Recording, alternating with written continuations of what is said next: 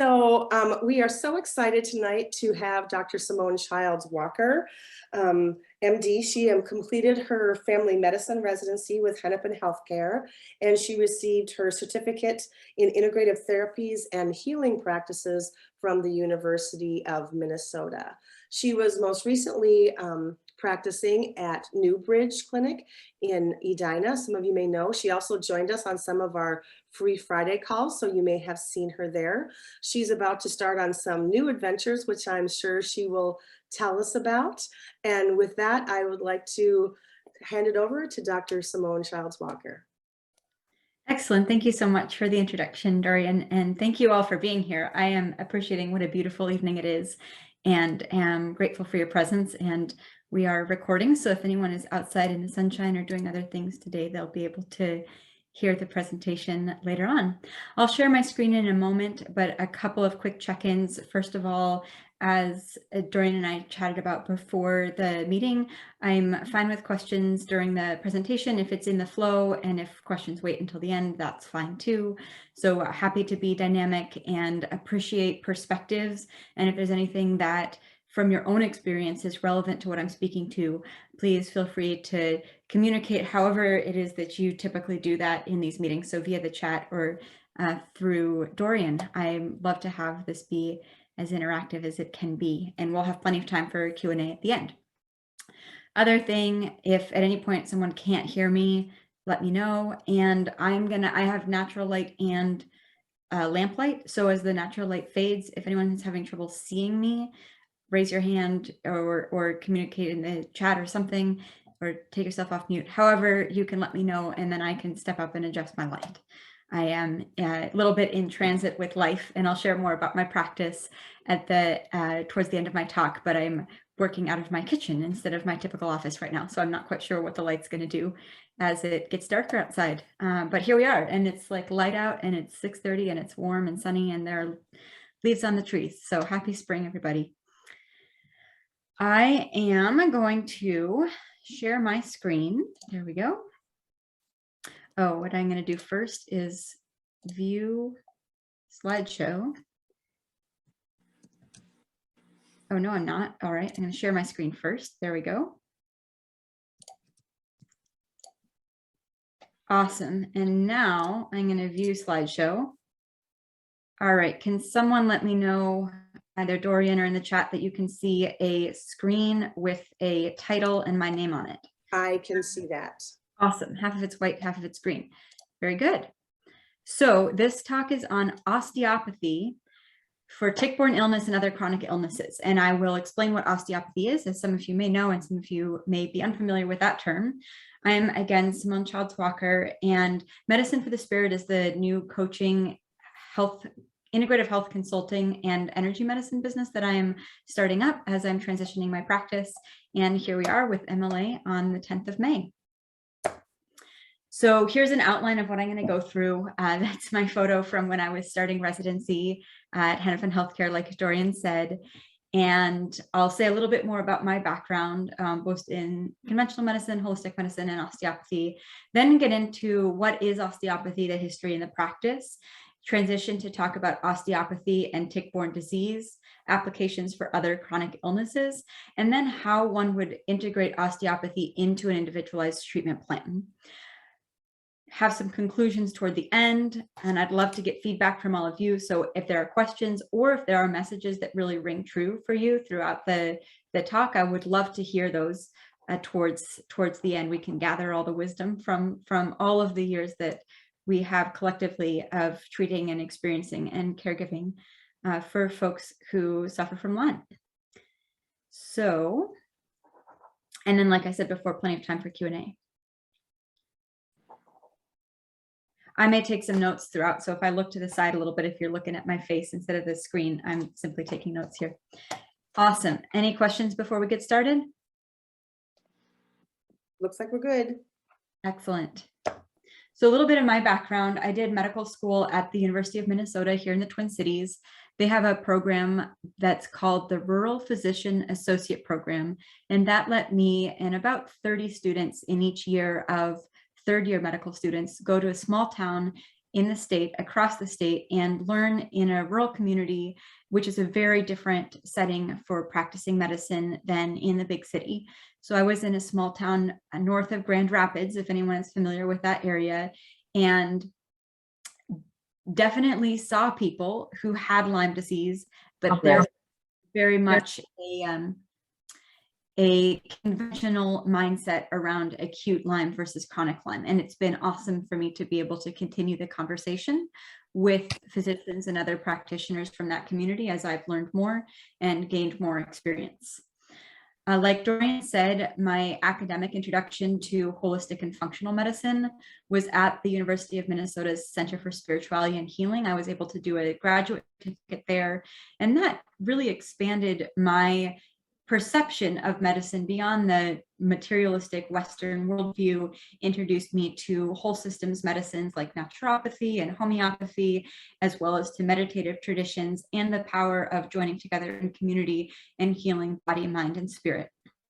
My family medicine residency training was at Hennepin Healthcare here in the Twin Cities from 2018 to 2021. So I'm fairly recently graduated. And it was a whirlwind and a half, and a wonderful opportunity to learn from patients and families and colleagues from around the world. Let's see, Newbridge Health and Wellness is where my practice has been until very recently, after graduating from residency, and treated patients with chronic Lyme and other tick-borne illnesses there. And actually, that's interesting. If I have time towards the end, there are definitely some pearls that I gained there that could be relevant. And I'll do my best to remember to talk about it when I talk about osteopathy, specifically for chronic tick-borne disease. But if anyone's like pearls, when I start talking about that, or like, you didn't talk about pearls, practice pearls, because I think sometimes the most fun thing is to get in your doctor's head a little bit and see how they're thinking about their patients' illnesses. So someone remind me if I don't circle around to that. Another piece of my experience is that I've had a one-year teaching experience at an osteopathic medical school in California, and was there teaching primary care and osteopathic manual medicine to first and second year medical students. That was very exciting and a total honor, and I love teaching. And osteopathy is really cool. So I'll nerd out about it a little bit, but mostly do my best to explain the relevant context for all of you. One thing that some of you may be asking, and I'll explain again more about the logistical parts of this later, but is like, I'm an MD, medical doctor, why am I practicing osteopathy? As you may know, typically DOs, or doctors of osteopathy, are the people who practice osteopathy. But I was in medical school and I realized that I could learn osteopathy and had an aptitude for it. And so I went and did additional training programs specifically for MD physicians who want to learn osteopathy, which is typically taught to DOs. And I got the training that I needed to qualify me to care for patients and to go on and have that teaching position. So that was through, this is sort of esoteric, never mind, it doesn't matter as much, but Michigan State has a great program, the American Academy of Osteopathy Cranial Academy. We can talk more about cranial osteopathy later on. And then most especially through my clinical rotations, teaching and practice experience is how I've learned this hands-on tradition of osteopathic manual medicine. So what is osteopathy? So we'll go through history, a little bit on principles and practices, successes, and current practice. This is general information that would apply in any condition. History of osteopathy. So it's an independent, complete, holistic medical system. Has anyone thought about what systems of medicine are independent, complete, holistic medical systems? Meaning that they are created to diagnose and treat any set of symptoms or any condition. Can anyone think of a system like that?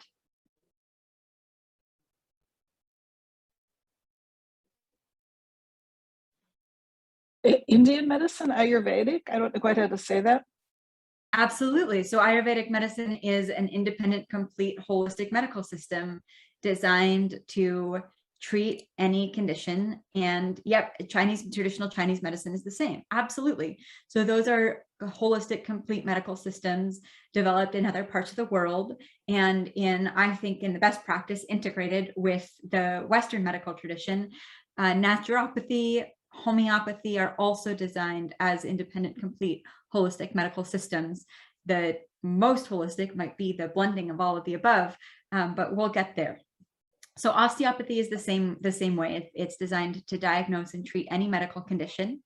It was originally developed in the 19th century in the United States, in the upper Midwest or lower Midwest, Missouri, Kansas area, by a physician named A.T. Still, actually a medical doctor himself, and was influenced by many healing traditions.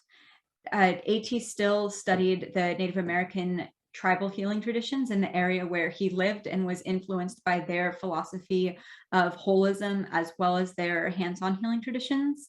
He had a Christian faith that directly influenced his practice. And there's even an esoteric spiritual lineage that I include in part to remind anyone who's thinking about osteopathy as a hands-on manual tradition that there's a worldwide timeless tradition of people who are healers, who lay on hands or set bones, and almost any traditional culture in the whole world has that kind of tradition. Osteopathy is simply that tradition in the contemporary Western scientific medical community. So osteopathy was first taught in 1892 at the first osteopathic medical school in Kirksville, Missouri. And of note, because this was not true at the time of other kinds of medical schools, homeopathic schools, allopathic or conventional medical schools, or others, but there were women in the very first class of osteopathic medicine. And you can see this picture over here. This is the very first class with, can anyone see my cursor, the little white arrow? Yes. Awesome. So here's A.T. Still, and here's a skeleton, because as you may be thinking, osteo means bone. So osteopathy has a lot to do with bones. And this is the first class of graduating students from the osteopathic medical school. Since then, there's been a long, somewhat complex dynamic growth between osteopathic medical schools and conventional medical schools in the United States. The context is different in other countries, but osteopathy is practiced in especially Europe and South and Central America. But that's the way it has gone here. And now there are osteopathic medical schools and regular medical schools, and I'll talk more about how they overlap later and who practices what and who knows how to be an osteopath. But first of all, what is osteopathy? How do you do it?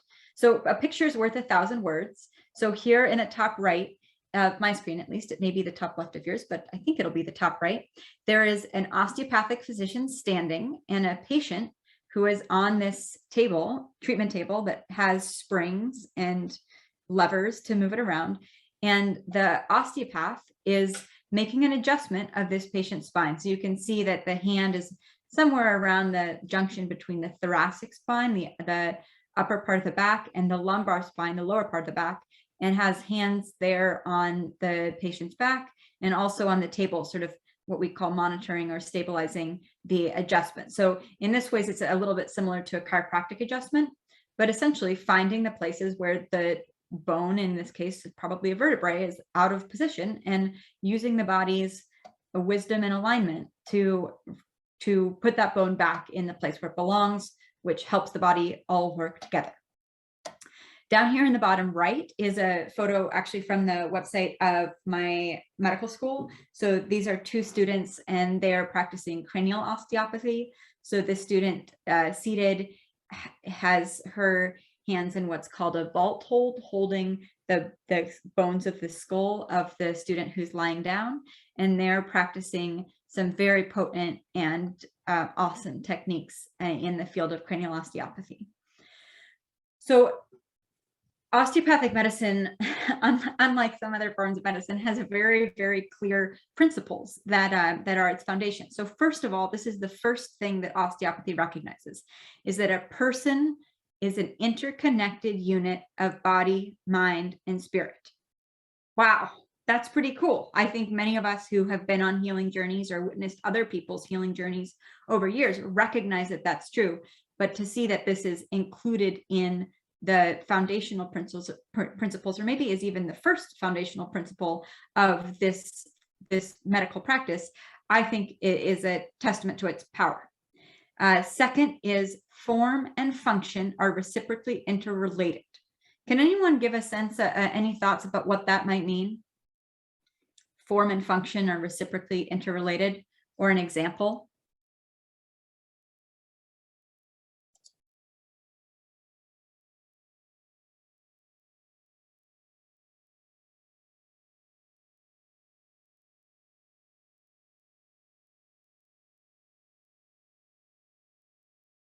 What about in life outside of medicine? Like if you're trying to do something specific around the house and looking for the right tool to do it, if you have the right tool with the right function or the right form, it makes it a lot easier to do the function of that tool.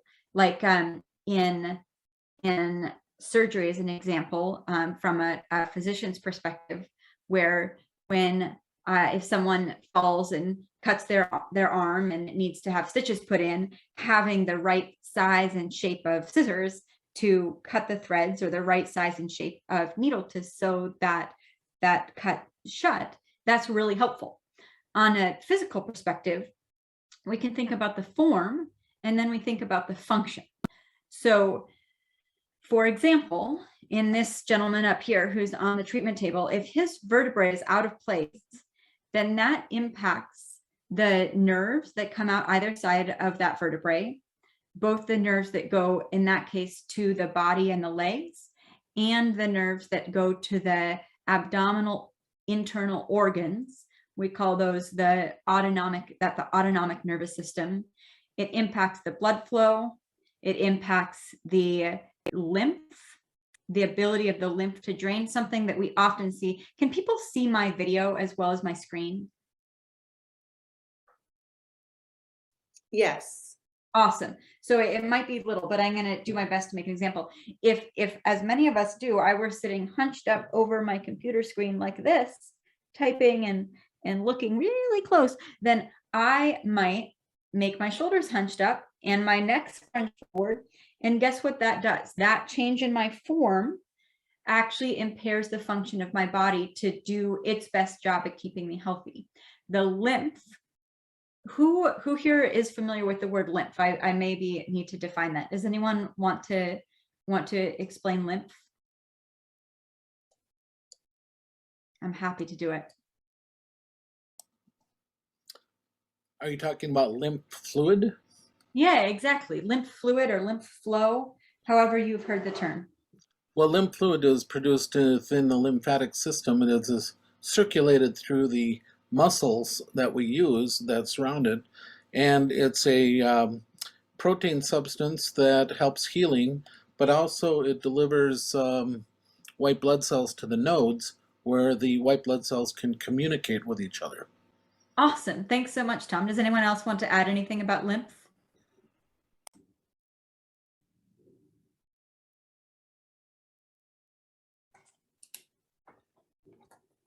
I heard from Tom that lymph is important for the immune system. It carries the white blood cells, and that it goes to all muscles and really all parts of the body. Almost anywhere there's blood flow, there's also lymph, including in the brain. And it also has an important function of detoxifying the body. So for example, if blood goes to a muscle, the muscle uses the oxygen in the blood to move, and that generates some natural waste products. And then the lymph is what carries those natural waste products away from the muscle and ultimately through the lymphatic ducts, which go right through the shoulders and then into the superior vena cava, or the vascular system, and ultimately filters through the kidneys so that the body can get rid of those natural waste products.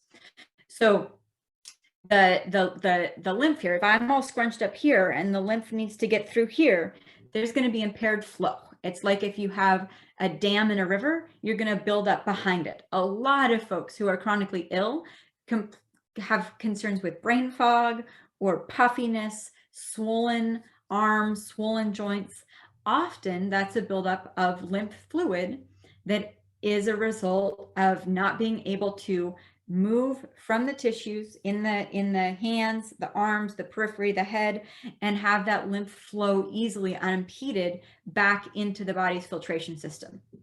So that's one example of form and function. And then if I'm able to keep my shoulders down and my neck open, then that lymph has a much easier time of flowing through and ultimately detoxing through my kidneys.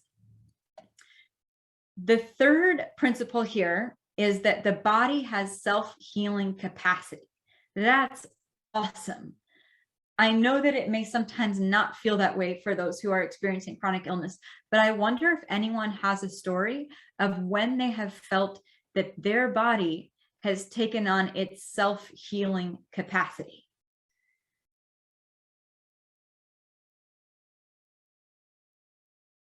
Does anyone have an example of that? Are there any stories of the body's self-healing capacity, either in yourself or in your loved ones?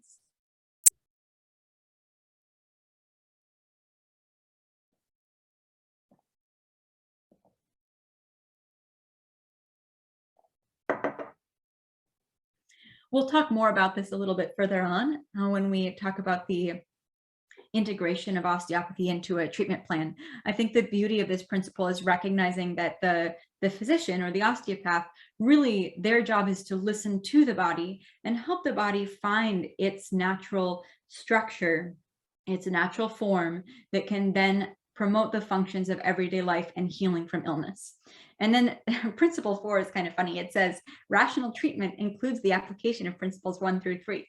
So this is these principles were developed at a time in history when a lot of medical doctors were practicing heroic medicine and giving people lots of mercury, and people often got worse rather than better from their treatments. And so it seems sort of silly that one would need to include it, but at the time it was very relevant. It was saying that, look, the way that we take care of our patients should be directly related to what we know to be true about health and healing and human anatomy. And that speaks to this quote from the founder of osteopathy, A.T. Still: an osteopath is only a human engineer who should understand all laws governing his engine and thereby master disease.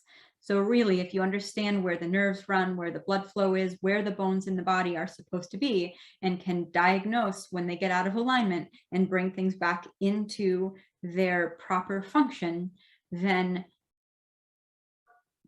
that is mastery over disease.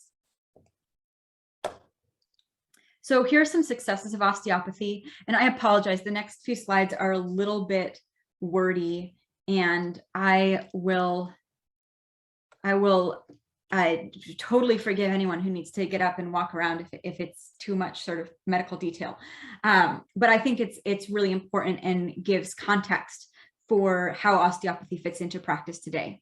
So this is looking back at what was called the Spanish flu or the influenza pandemic of 1918. And the osteopaths who were treating patients at that time, while patients were dying at very high rates, not unlike in the last 2.5 years, in the general patient population, the osteopaths were having very, very high success rate in treating patients.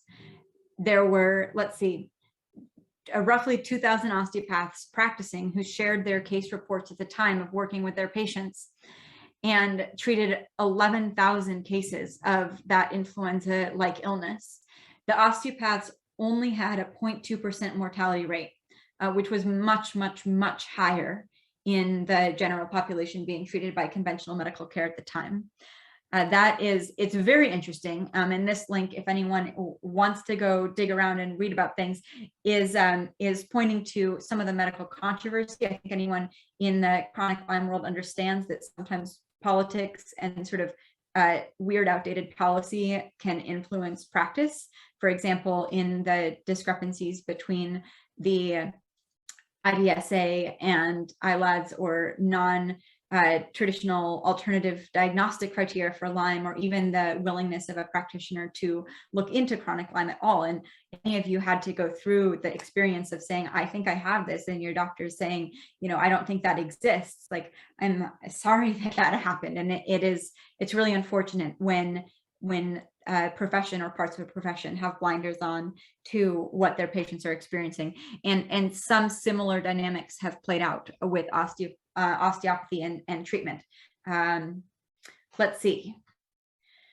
Another interesting thing, and I have references to more of the scientific papers studying this at the end of the presentation, but for pneumonia is a very well-studied condition for osteopathy, and in particular osteopathic treatment for people who are in the hospital, and it decreases the length of hospital stay, decreases the length that, or the duration of time that patients need IV antibiotics. Also is successful and used commonly in practice for chronic pain, low back pain, joint pain, and headaches. And I'll say more again about that as it applies to chronic illness in a little while.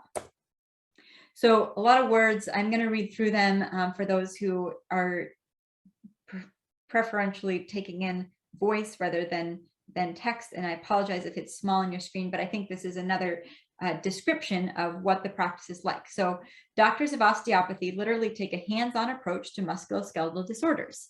Osteopathic manual manipulation treatment is used to help correct structural imbalances in your body, improve circulation, and relieve pain.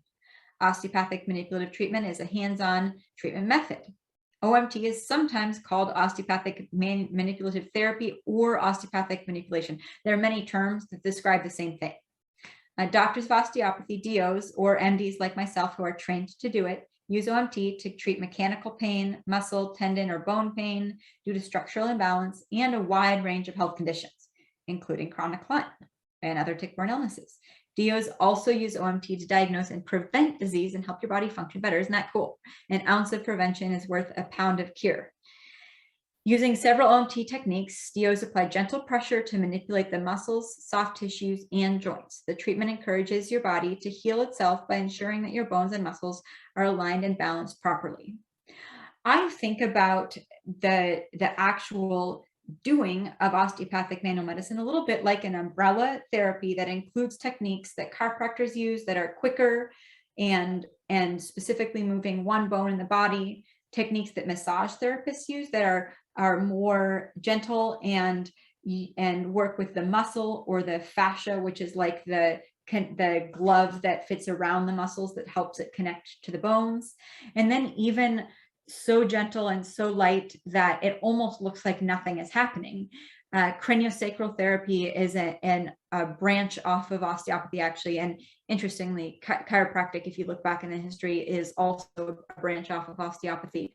But craniosacral therapy is maybe less familiar to some than chiropractic care. And it's very, very gentle, hands on surface of the body, often the head, but not always, and tuning into a subtle rhythm in the body that's called the cranial respiratory impulse, and essentially recognizes that the flow throughout the body at any time, this is all about flow and rhythms, flow and rhythms, flow and rhythms. Can the blood flow? Can the lymph flow? Can the nerves send their signals and rhythms? What's the breath like? What's the heartbeat like? And what is the flow of cerebrospinal fluid in the central nervous system like? And how does that impact health throughout the whole body? So actual treatments are a hands-on assessment. Often a practitioner will watch somebody walk or watch them move as best they're able to with their condition. Patients are fully clothed during the treatment. Sometimes if a female-bodied person is wearing a sports bra or something, to take a t-shirt off and or take to help like figure out exactly where the spinal vertebrae are, like, so that can be done in a t-shirt. Or anyways, it's like the point is it's like very modest and not anything that ought to bring up concern about boundaries or modesty or the kind of touch that's used to promote treatment. And that's a very consistent paradigm throughout all of this professional training and practice. So looking at gait, looking at the range of motion of joints, looking at is the skin on the arm, is it dry, is it moist, is it hot, is it cold, how is the breathing? And anytime that anything's off, not moving as it ought to in a balanced way, we call that a somatic dysfunction. And then how do you fix the somatic dysfunction? Well, one of my mentors likes to say, one of my teachers likes to say, you twist, you wiggle, and you decompress. So we can all kind of do it. We all probably at times twist to crack our backs, or wiggle to sort of shake it out sometimes, or decompress, like if you stretch and decompress. There are a bunch of different techniques, and they're all blended together. And one cool thing about current practice for osteopathy is that it's actually billable to insurance as a procedure. So that's sort of an esoteric thing about medical finance that is actually very relevant to many patients and practitioners, is that in certain practice settings, osteopathy can be covered by insurance. Who practices osteopathy? So this is sort of the question of, well, who would be able to help me do this kind of thing? Like I said, it's sort of an umbrella practice, but osteopathy specifically is practiced by MDs and DOs. Other healthcare practitioners, such as physical therapists, can learn some of the techniques. So there's a little bit of blending, but primarily it's physicians, which I think adds to the depth of knowledge of anatomy and physiology that informs the hands-on treatment practice. Over here, there is a diagram. Can anyone tell me like where my pointer is right now, what color this is on your screen? Because it's a weird color on my screen. It's not like the color. It's like lime green. That's lime green. Okay, awesome. Thanks, Doreen. How about this one? It's kind of a goldish yellow. Awesome. Okay, good. So they are showing up to you the way that they showed up when I made the presentation. Thank you. So medical school is these boxes over here. So MDs go to MD school, and DOs go to DO school. They teach a lot of the same things, and all of these people who go to these schools end up practicing medicine. That's this large blue circle right here. So of all of the physicians who practice medicine, and again, this is unique to the United States, the circles who practice osteopathy. So it's not all of them, it is some of them. Even DOs, all the DOs learn osteopathy in school, but not all of them practice. So this fat arrow is like probably the majority, unfortunately, of DOs don't practice osteopathy once they're out of medical school, but many do, and many incorporate it into their family medicine practice or their sports medicine practice or even their hospital medicine practice. MDs, most of them, of course, don't practice osteopathy, but there are a few of us who have learned to do it and really like it, and so we end up being in this lime green box too. Any questions so far? That's sort of the end of the what is osteopathy section of the talk. Any questions?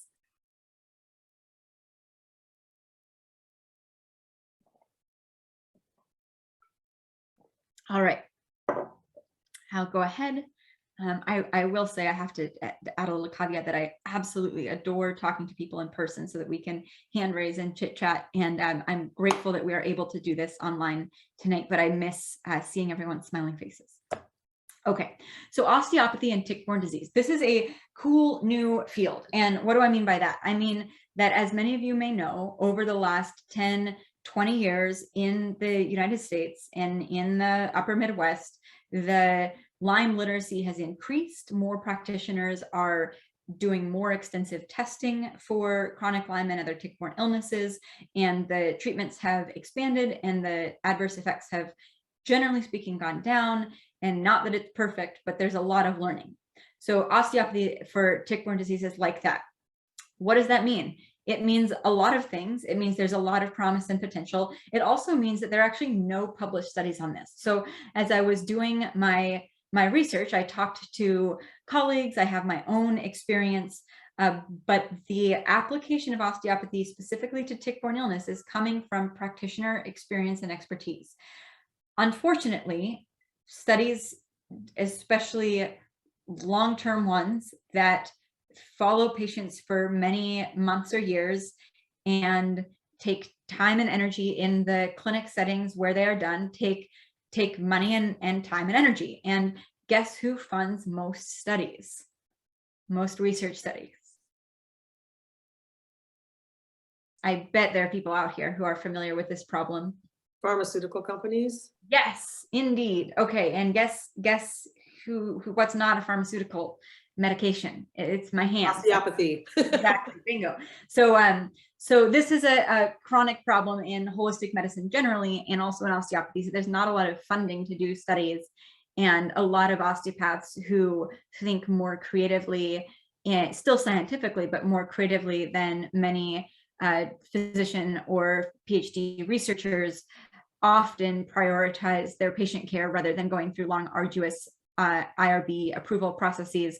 And so there's anecdote, but in this field in particular, in osteopathy in general, less published studies. There are many great ones, and they show clear outcomes, and we'll talk a little bit more about that coming up, and how that applies to these conditions. But it's simply the context for how osteopathy can help. Well, first of all, again, I know I'm asking lots of questions and sometimes it's awkward in the chat, but I want to give opportunities for anyone who's maybe been scratching their heads or thought about this as I've been talking through. You know, how could osteopathy help you or your loved one with the condition, the symptoms that you are living and working with?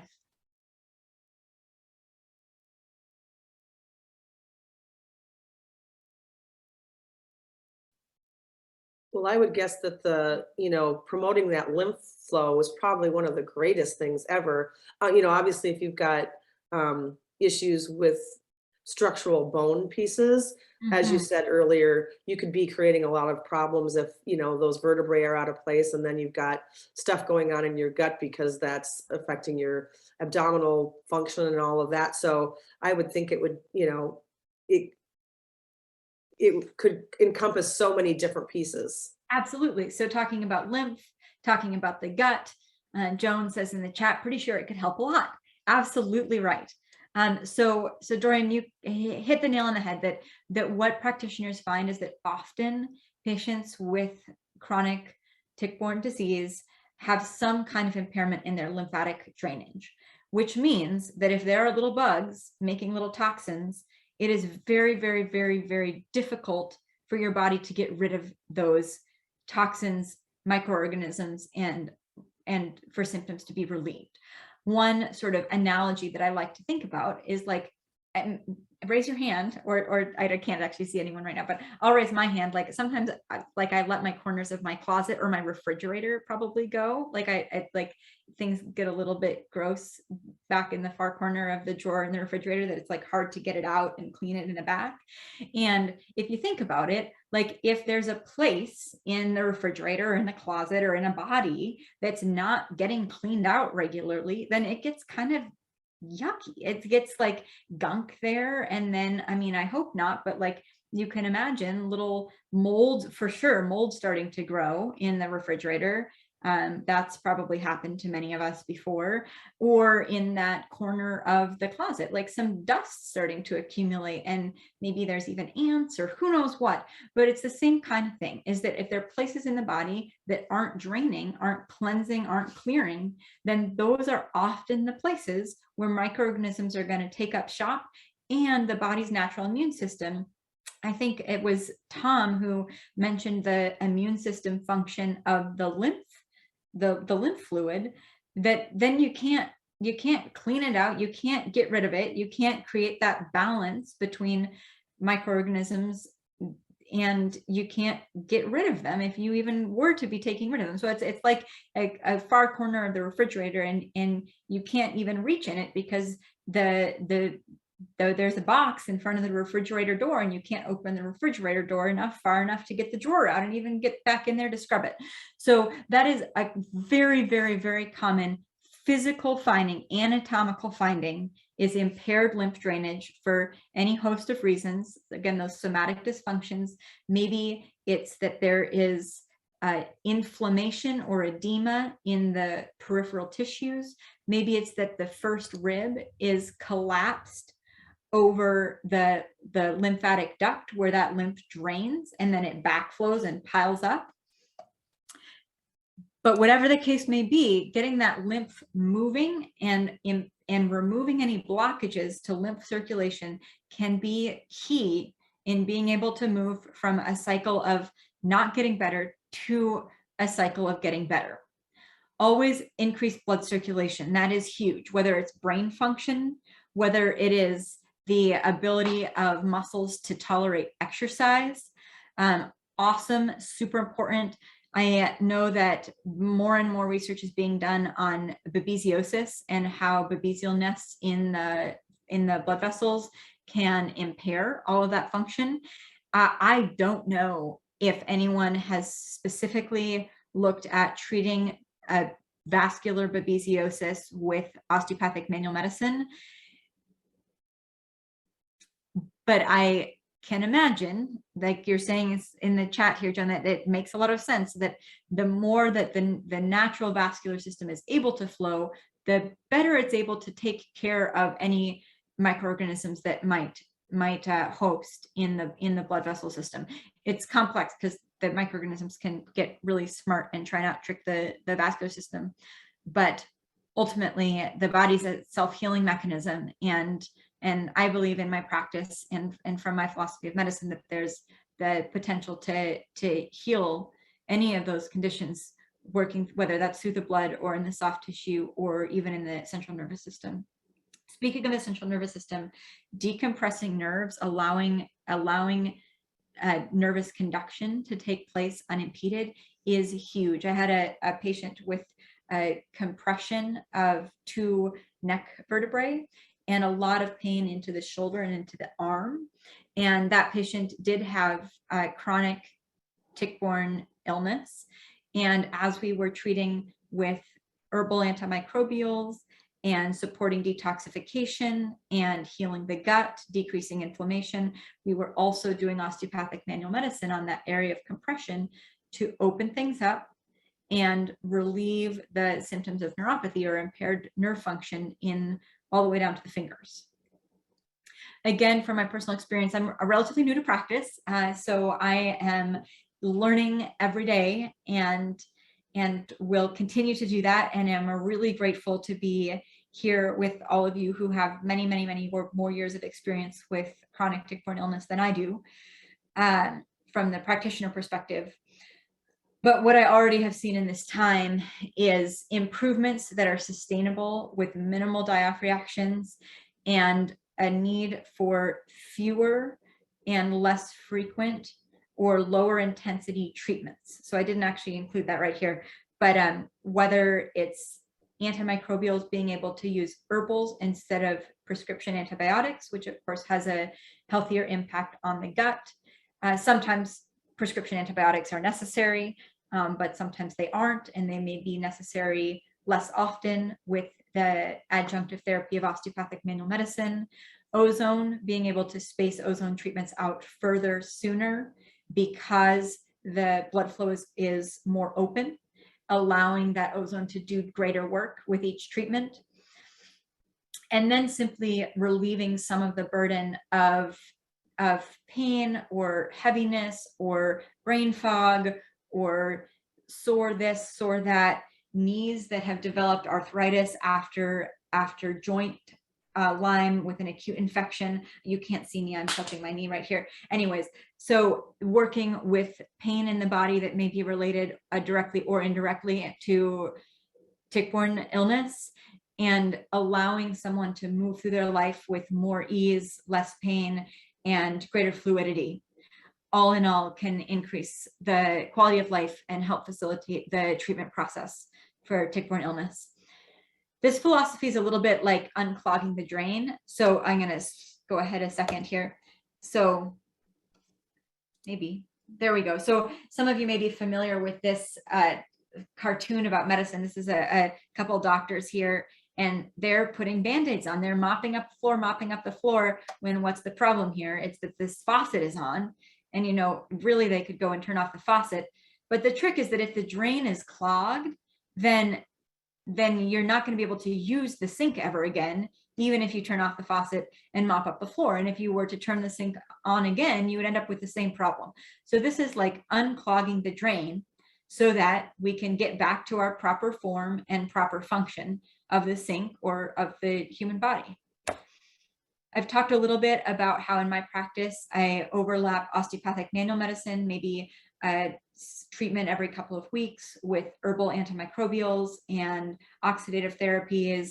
I know that one of the Friday meetings that we had was about gemotherapy, and I'm just learning to incorporate that into my practice, and really looking at this holistically, combining the functional medicine approach of healing the gut, balancing the microbiome, looking at inflammation, and then bringing in osteopathy as a way to look at structure so that all those treatments can work on a deeper level and utilize the body's own, again, natural innate healing potential, the ability of the gut to do peristalsis, to squeeze the things out that it doesn't want and keep in the nutrients that it does want, to have natural cycles of rest and natural cycles of activity, to balance the sympathetic nervous system and the parasympathetic nervous system.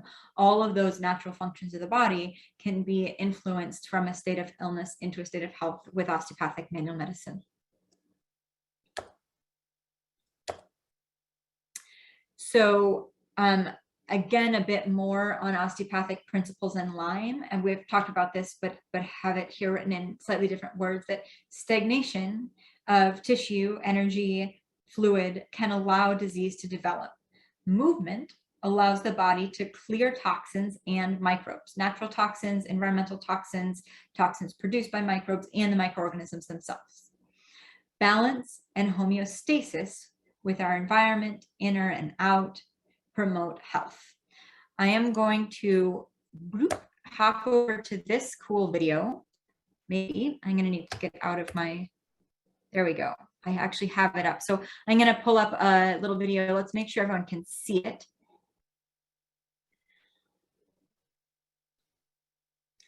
And I'll narrate that because the audio is sort of not relevant.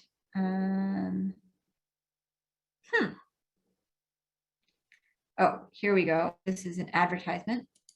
Apologies. All right. Quick check-in. Doreen, are you able to see this video running?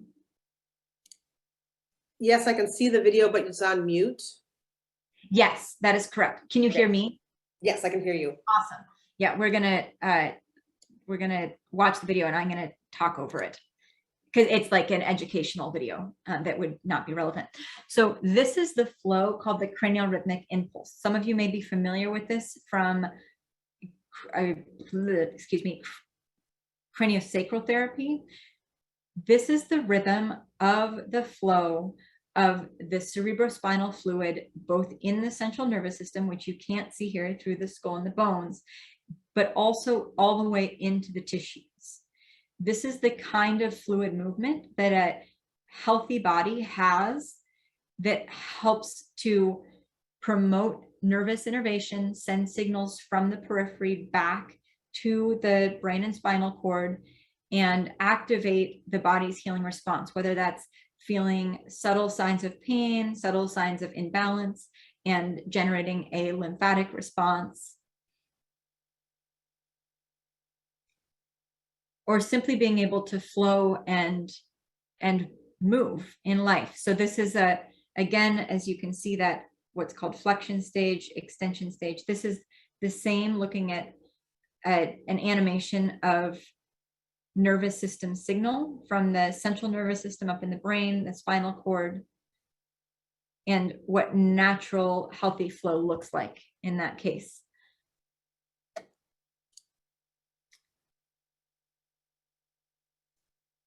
That can be impaired for all kinds of reasons. It can be impaired from being stressed a lot. It can be impaired from getting in a car accident, getting part of your head bonked, from walking a lot on concrete instead of the ground, which puts a certain kind of strain in the back, being on the computer a lot. So many activities of conventional life and lifestyle, and then any kind of accident or trauma can throw that off, as well as, of course, the skeletal system and the ligaments, fascia, tendons that hold our joints and our muscles and bones together. I'm going to share my screen again. There we go. So applications to other chronic illnesses. And I talked about how often in tick-borne disease, there are symptoms that fit some of these pictures. And there's more research on some of these symptom pictures than on the tick-borne disease itself. So I think it's relevant, goes back and forth. Chronic pain, the goals of applying manual medicine are to restore maximal pain-free movement of the musculoskeletal system, enhance neuromuscular function, and improve biomechanical balance. That sounds great. There are improvements noted in clinical studies in migraine headaches, neck pain, and low back pain. Who doesn't experience those from time to time? The only adverse effects noted were occasional stiffness or muscle soreness that resolved with time. Constipation is an interesting one because in functional medicine, we talk a lot about how the gut is our primary detox system. And if the gut's not moving well, that is very difficult to heal from any kind of systemic illness. So resolving constipation can be key in allowing the body to use its own self-regulatory, self-healing mechanisms to resolve conditions like chronic tick-borne illness. A couple of studies that I found were very interesting, and this one was in patients with Parkinson's disease. This was fun. It kind of prompted me to go and do a little bit more of my own research, and I always appreciate that when I'm preparing for a presentation or a talk. But in this particular study, Parkinson's disease, which is a neurological condition, and in some ways as a neurological condition could be compared to the neuroinflammation that may come along with tick-borne illness. Improvements were noted in constipation, so actually in like how easy it was for people to poop, and in the gut microbiome, studying the stool samples and noticing if there were more healthy or unhealthy bacteria. And it turned out that after the osteopathic manual medicine, the gut microbiome changed towards a healthier balance in a significant way, as well as the constipation also getting better. And guess what? Quality of life improved for those patients. I think we underestimate at times how much bowel movements and bowel health impact quality of life, even if we're not paying attention to it. So this is a really key one for any condition. Also, after a surgery, there's a condition that is called post-operative ileus, which basically means that after surgery, the gut can get very freaked out and go into stress mode and not move. And that's called a post-operative ileus. And osteopathic manual medicine is well known to help the bowel start to move again.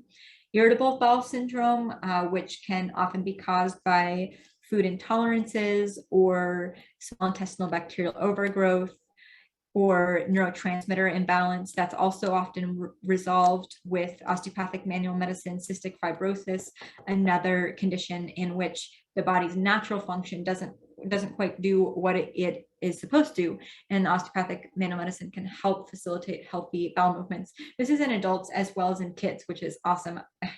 After working in the emergency department for a couple of years off and on at Hennepin, I learned well, as many family physicians know, that 9 times out of 10 when children come to the doctor with belly pain, it is because they're constipated.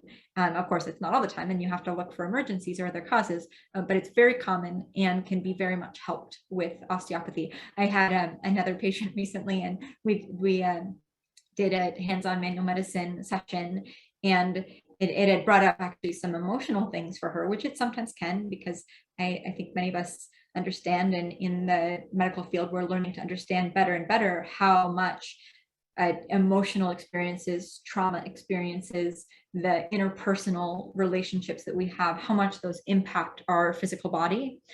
And often, or maybe not often, but sometimes when the physical body is healed, that can release some emotions. People may cry or feel sad for a little while or feel a lot of happiness. And that's also part of the healing process. And I was talking to this patient of mine, and we thought, oh my gosh, I think that after this, because we were talking about some pretty sensitive things, that you may have an emotional release. And that patient followed up with me and said, nope, I didn't cry, but I did have a huge bowel movement afterwards. And so it was one example of how that can go. Let's see, postural orthostatic hypotension. More broadly, autonomic dysfunction can come along, as some of you may have experienced with tick-borne illness. And this is about the body not being able to respond appropriately to moving position, and the heart rate gets wacky or wonky, and the blood pressure gets wacky or wonky. There's a great case of a patient who in this instance had gotten a head trauma. I think it was from a car accident, and that had triggered her having the POTS condition, and that was resolved with osteopathy, repositioning actually the bones of her skull that had been moved out of place into a somatic dysfunction during her accident. So that was resolved with osteopathy. Mycotoxin illness or mold goes often hand in hand, unfortunately, with tick-borne illness, and is also a very debilitating chronic condition. No studies, again, for similar reasons to tick-borne on this and osteopathy, but a lot of the same principles apply, that if one is able to move the gut, move the body more freely with less pain, then there's a lot more activated potential for the body to heal itself and to benefit from the supportive therapies that are being recommended. So integration into a treatment plan, how does this apply to all of you? So again, I cannot emphasize this enough, that each of us has our own inner physician. And I have walked my own path in healing, not with chronic Lyme, but I have learned to activate that inner intuition. And I think it serves me both for myself and when I'm caring for my patients. We all have that. We all have a self-healing capacity. The principle in osteopathic manual medicine is that the body has a self-healing capacity. It certainly has a lot of awesome tools, like the lymph, which takes away it's like the garbage trucks, and the immune system all at the same time. I also like to think about the body, mind, and spirit, which, as we noted at the beginning in the principles of osteopathy, are an interconnected unit. That the innate self-healing capacity of the body, mind, spirit unit is enormous.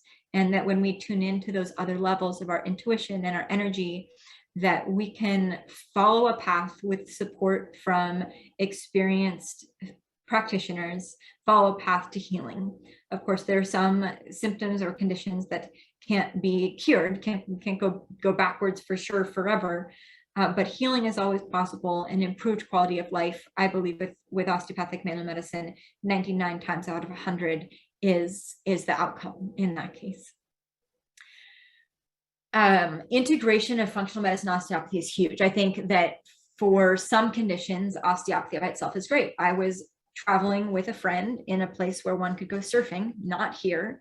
And my friend was surfing. I don't surf, but he hurt his shoulder. And he's like, Simone, my shoulder hurt. I tore it. I strained it surfing. And I was like, well, let me see what I can do. And I treated him one time for his acute shoulder injury from surfing.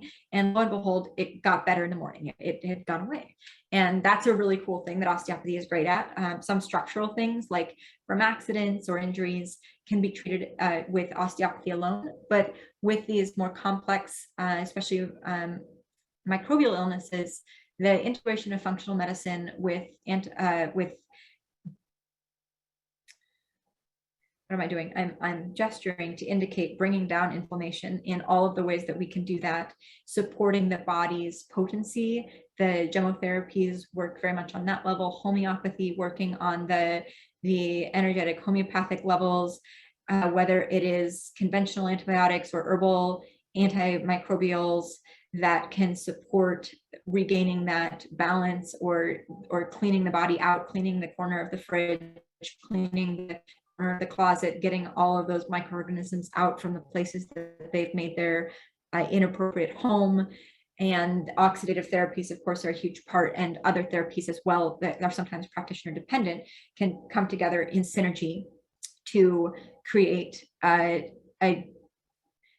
better outcome with, in some ways, I would say in my practice, what I've seen with less input is that there's less energy required to reach the same health goal. Some of my principles from my experience in practice are that less is often more. Sometimes less treatment can help make more change in the body's underlying ability to continue healing itself over time. Of course, there are times when all hands need to be on deck, whether that's with severe tick-borne illness, with debilitating neurological symptoms. That would be a time perhaps to bring all hands on deck, or in emergencies outside of that context. Also, slow and steady wins the race. I think about this a lot as a family medicine doctor, and when people are working to lose weight and to be at a healthy weight for their body size and shape, is that slow, steady weight loss is more sustainable and actually healthier for the body because it's less stress than a lot of weight loss all at once, which can be followed by regain in weight or other health problems. So again, with chronic low or mid-level illness, sometimes slow, steady improvement can set you up for the longest term success and give the ability to learn how to really notice how your body responds to different treatments. And again, that circles back to activating and attending to the inner physician and recognizing how one's own intuition can be strengthened by paying attention to the impacts of different treatments over time. So unfortunately, I am not currently practicing osteopathy in Minnesota. And this is because I had some unexpected things happen in my family and a little shakeup, and am transitioning my practice. I'll talk more about how I am available in a moment, but I'm not available to practice hands-on OMM right now. I do have colleagues who are, and if anyone knows of any other osteopaths or physicians who are practicing osteopathic manual medicine, please, please, please let me know, because I am referring people left and right and really, really want to know the community as well as I can. So Dr. Richard Ruby and Dr. Scott Corbett are both in independent practices that focus primarily on osteopathic manual medicine, as opposed to doing osteopathic manual medicine and functional medicine or and family medicine.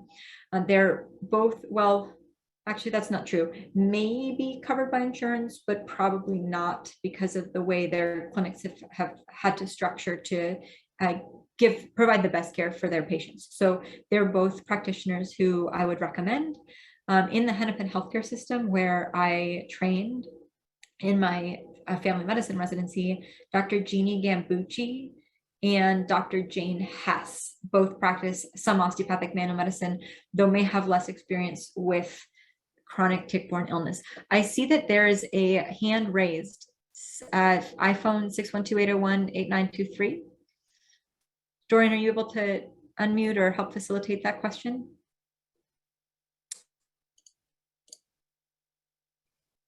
Maybe we have another recommendation for a practitioner. That would be awesome.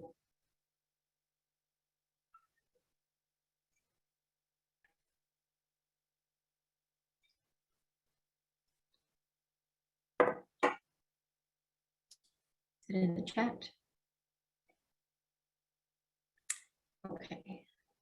Bob says, thank you. Bob, thanks for joining us. If you need to step out, the recording will be online.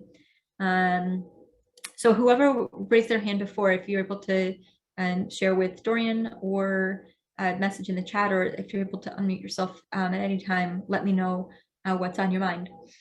So again, these are some practitioners in the Twin Cities who I know are practicing osteopathic manual medicine.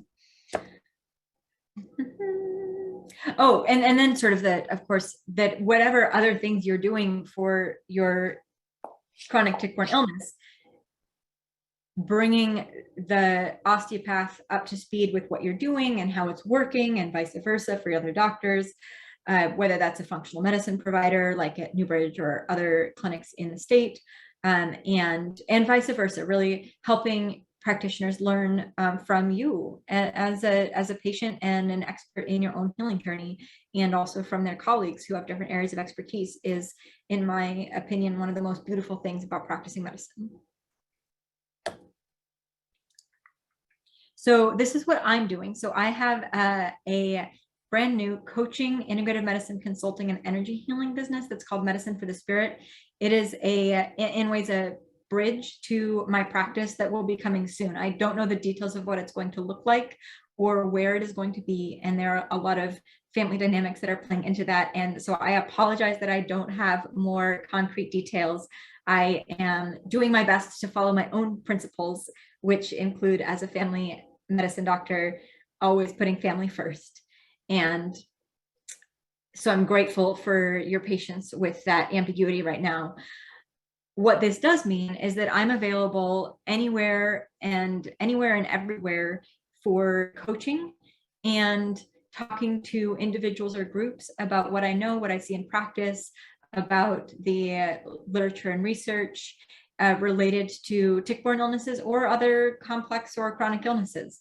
And this is my contact information. My work phone number and my email. If anyone would like those, feel free to reach out.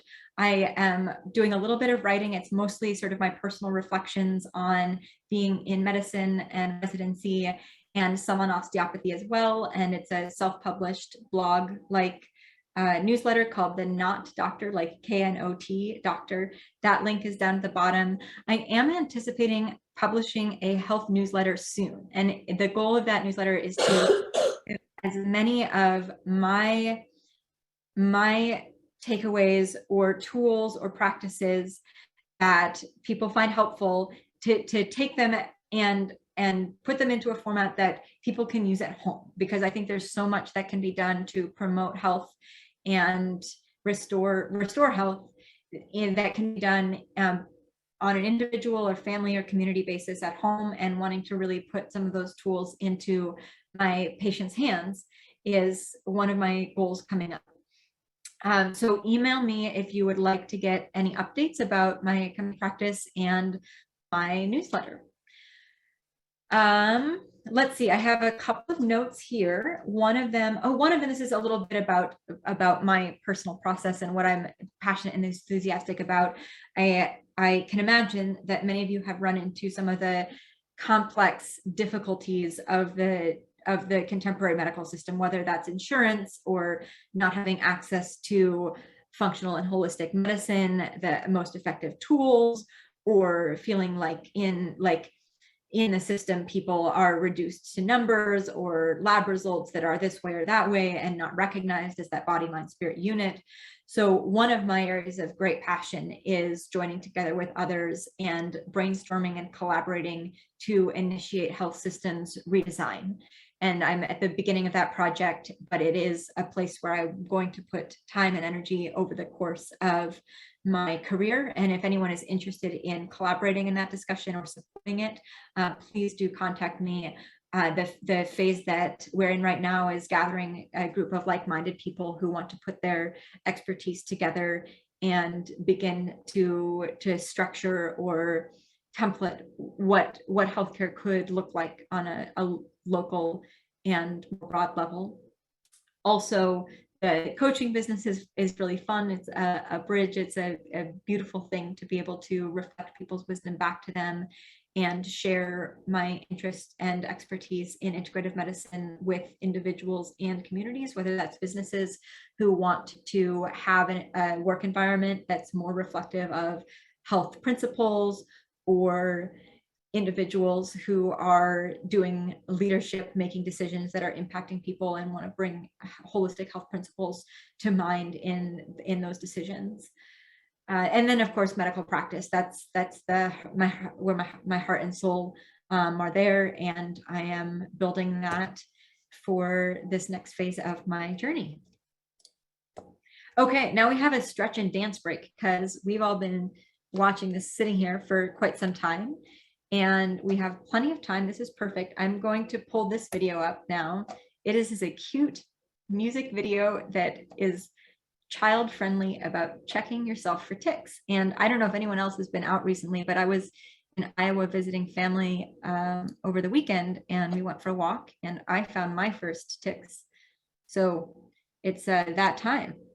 I am going to take this one off mute. And if anyone, I'd totally invite people to like stretch or like dance around. And maybe we can take 2 minutes after the video to do a bio break, water, bathroom, anything else that's needed. And then regroup for Q&A. Dorian, how does that sound? That sounds fabulous. And I think everybody needs to learn how to do this tick check dance. It's awesome. You've seen it? Awesome. Okay, here we go. I'm guessing this is the Pennsylvania Lyme Resource tick check. No, this is local. This is a couple of Minnesota musicians. When you go for a walk in the grass or the woods, you're strolling by ticks. Think you taste real good. A bite from a tick can make you sick pretty quick. But you can make sure their diseases don't stick. Check for ticks. Tick check. Check for ticks. Tick check. Check for ticks. Tick check. Don't get sick. Tick check. Ticks are like vampires. Your blood helps them grow. They're drawn to their places on your body. Ew, gross. So when you come in from wherever you've been, put your clothes in the dryer and check for ticks on your skin. Check for ticks. Tick check. Check for ticks. Tick check. Check for ticks. Tick check. Don't get sick. Break it down. Check your head. Check your hair. Check your armpits and underwear. Check your knees. Check your feet. Elbows and toes are places ticks will go. Check your head. Check your hair. Check your armpits and underwear. Check your knees. Check your feet. Elbows and toes are places ticks will go. Check for ticks. Tick check. Check for ticks. Tick check. Check for ticks. Tick check. Don't get sick. Tick check. Check for ticks. Armpit underwear. Knees, feet, elbows, toes. Those are places ticks will go. Head for ticks. Armpit underwear. Knees, feet, elbows, toes. Those are places ticks will go. Tick check. All right. Oh, Armpit underwear. Knees, feet, elbows, toes. Those are places ticks will go. Head for ticks. Armpit underwear. Knees, feet, elbows, toes. Those are places ticks will go. Head for ticks. oh, Armpit underwear. what do you know? Yeah, it's part of Pennsylvania Lyme. They developed this last year. It is. So I will post this, I will post the link to the videos. So you can actually go and do your own tick check challenge. They have a portion where they have just a part of the song, and then you can film yourself with your kids, your grandkids, yourself, your coworkers, and send it into them, and they will post it. I'm a performer, and so we actually did it with a whole audience of people last year, which was hysterical. Awesome. Yeah, And you so I don't know if you know this, but the group that made that specific video is local. They're from Minnesota. that's so great. That's so And great. it's very cool. And one of them was one of my college professors, and they have this little band and do fun music and music videos for families. That's Anyhow, great. cool connection. Does it make sense for folks? What do you think, to take a 2-minute break or to keep going with the Q&A? I'm good for either one. I think we can just keep on going, and if people need to take a little break, they can. But I think, yeah, I think we can just keep on moving. If anybody has any questions, you can put them in the chat and we'll answer those. Well, I won't answer them. Simone will answer them. I will do my best. What is best? Do you think I should stop my share or leave my screen up? What'll be best for people? You can take the screen off if you like. That'd be great. I have a couple more slides. Oh, if you have more slides, then Actually, maybe I'll do that now quickly, and then as it looks like some folks are popping up. Pearls, thank you. I super appreciate that. Okay.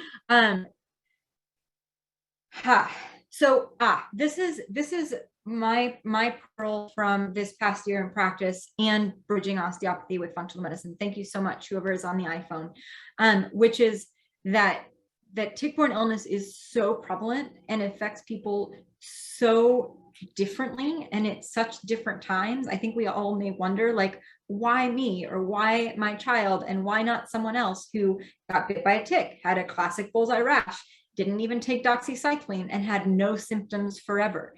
That's kind of the question. And I think that it gets into this pretty complex discussion in medicine that, my gosh, I think the last 2 years with the pandemic have brought it forward also, maybe even to more of the population.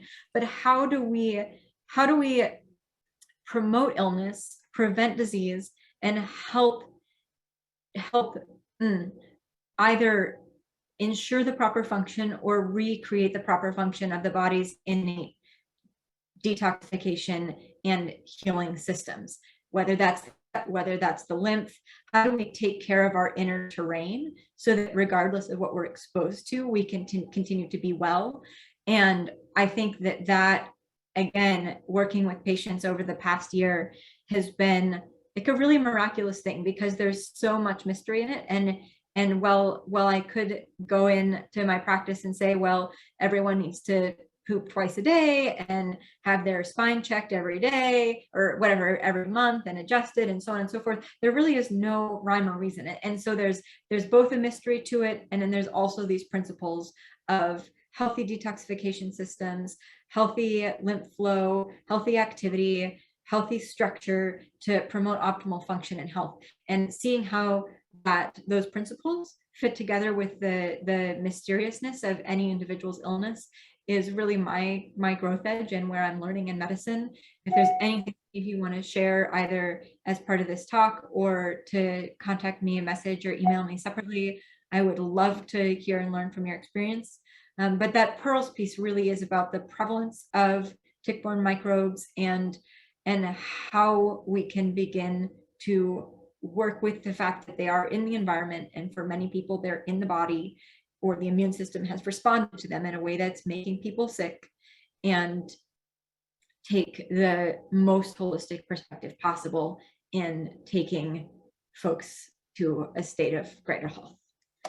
Thank you again for the reminder. And that slide is blank.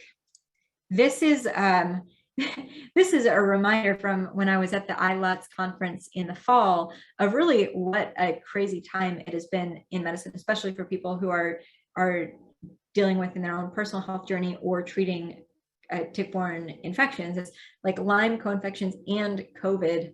Oh my, like it's been a pretty difficult couple of years, but I was reminded in this of really what we have and the resources that we have, like the Scarecrow, the Tin Man, and the Cowardly Lion, brains, hearts, and courage, and we've got them, and especially we have them together. So I'm so appreciative of this group and what I see you all doing for each other, and I've learned so much over the course of the year. Here are my references. This is some more of the studies, a book. I know it's tiny font, but there's a biography of A.T. Still, who was the founder of Osteopathy. If anyone is interested in reading a very good, well-written historical perspective on medicine in the United States, including Osteopathic Manual Medicine, this book by Robert Lewis called A.T. Still, From the Dry Bone to the Living Man is very good. Apparently it's very difficult to find. I was given a copy of it, and it's either expensive or not published very much, but it's excellent if anyone is really intrigued and wants to go on a little treasure hunt for that book. And then a few more articles here detailing the use of osteopathic manual medicine in practice. Okay. Anne, love that question. And maybe I can answer that one while I'm transitioning my screen.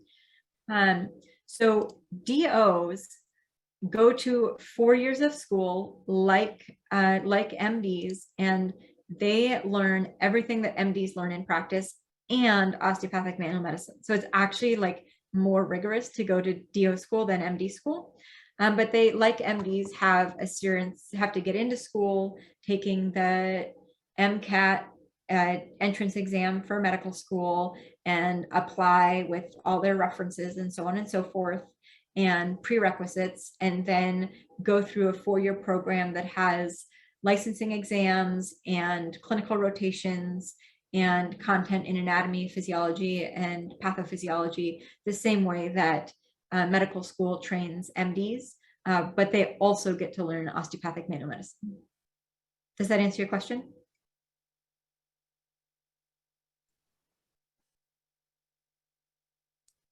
Simone, I have a question. Yes.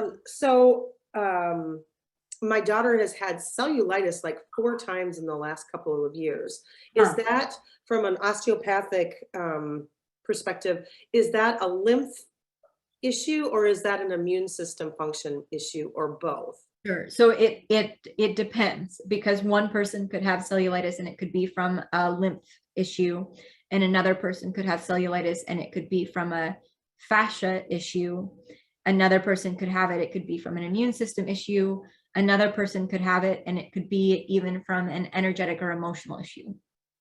Someone else could have it and it could be because of how because they have diabetes. That may not be the case for your daughter, but that could be predisposing them to get cellulitis. Another person could have it because they wear like boots for their job that like rubs on their skin the wrong way, and they keep getting breaks in the skin and getting bacteria. So it could be from a whole host of things.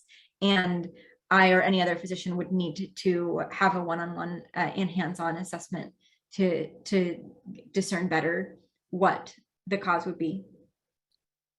But thank you. Yeah.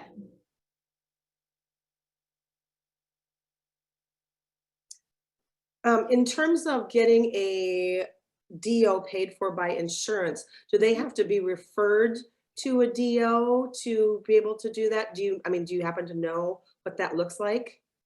Sure. So with any insurance, the issue of whether a practitioner is in network or out of network is probably the first question.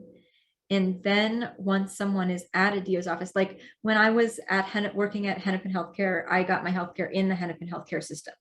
And if I had had an issue where I thought it would have been good to see a DO, like if I had gotten in a bike accident and like bonked my elbow and it was bothering me and maybe my shoulder was hurting a little bit, but I might go in and get checked out and make sure it wasn't a broken bone or a nerve and anything was broken per se. But then what I would have done would have been to schedule an appointment directly with that physician, because I would be able to do it in that insurance system and go and see them, and they would be able to say she has elbow pain from a bicycle accident, and that would prompt my insurance to cover the treatments. Every condition is a little different, and every condition and every practice and every insurance company is going to be a little different in how they relate to that. So it probably most has to do with the practice and who you're seeing for osteopathy, and then also with the insurance. I wish that it were universally covered. You talked about people who were hospitalized for pneumonia, how osteopathy could be extremely helpful. Yeah. So within hospital systems, if somebody's in the hospital with pneumonia, is there a way to access that at most hospital systems? Yeah, that is the question of the day, is like, why doesn't everybody get it? So the short answer is no. At most hospital systems, that's not available. At some hospital systems, it is a consult service. So if anyone has been in the hospital or taken care of someone in the hospital or worked in the hospital, you may recall that there are often what's called the primary team that's taking care of a patient day to day, and then consulting services where it's like, gosh, I think this person is getting a heart condition. We should consult the cardiologist, and the cardiologist would come and say, no, I don't think it is a heart condition, or yes, it is, very, very generally speaking. And in some hospital systems, there are osteopathic manual medicine consultative services. So if I, for example, was a surgeon and my patient was after their surgery and they weren't able to move their bowels or weren't able to poop, I would consult the osteopathic manual medicine service and say, hey, can you come and do treatment to help my patient's gut start to work again after the surgery? Unfortunately, the hospitals where that happens are few and far between. Many practitioners who are trained in osteopathic manual medicine, MDs, or less so often than MDs, but more so DOs, will offer those treatments to their patients because it's within the scope of their practice. And some will do that in a hospital setting. It really depends on practitioner comfort level. The most experience that I had when I was working in the hospital in my residency was using some very gentle techniques to help with low back pain and what's called round ligament pain for pregnant women, and doing essentially facilitated or resisted stretches to even out the bowl of the pelvis, and sometimes it gets like that or wonky, and help things even out to resolve some of the pain of especially third trimester pregnancy, and that's very commonly practiced. Thank you. You're welcome. Though again, I will warn people that if you ask your doctor in the clinic or the hospital, who can give me an osteopathic manual medicine, you might get a blank stare, unfortunately. That's part of my advocacy project, is to make sure that people are more aware of osteopathy and that there's better access for patients in all settings.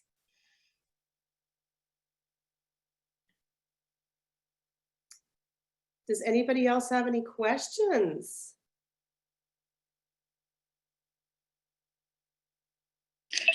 I do. I'm curious, could you describe what you envision your new practice being like? And I know it's in process and doesn't exist, but what are some of your thoughts about it?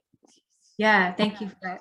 I am doing my best at this stage in my career where I may be relocating again for family reasons to build a practice that is sustainable and rooted in the deepest healing traditions and principles, and in particular connection with the land and connection with ancient healing traditions. And so I see myself, especially at the beginning of my practice, focusing on osteopathic manual medicine, my hands, the simplest tool, and then on herbal medicines, which are another simple tool that are directly related to the earth and to the healing gifts of the nature around us, and then integrating those with wisdom over time with all of the other tools that I have access to as a conventionally trained physician.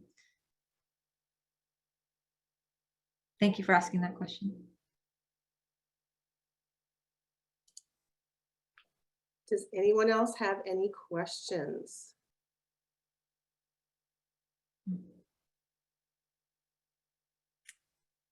Any final comments that you'd like to make, Simone? I'd like to ask again if anyone would like to share parts of their story with me, either here or through my contact information. I'm learning, and whatever it is that you feel like a practitioner who is well educated but relatively early in the practice of medicine should know about caring for patients who are in your shoes or the shoes of your loved ones, I welcome that.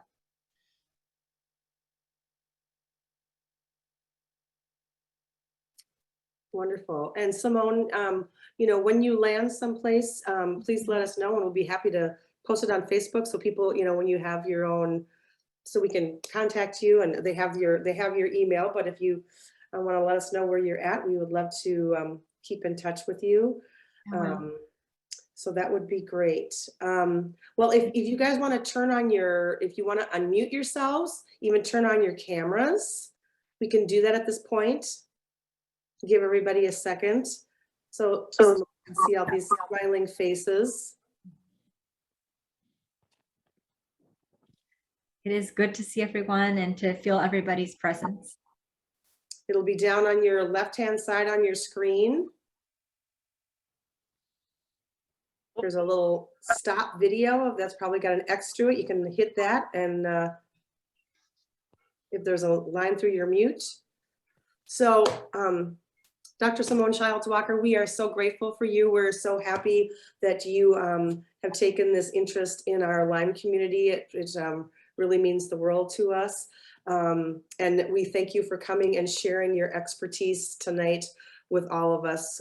We truly do appreciate it. And we wish you the best in all of your new adventures. And for everybody here, springtime has arrived.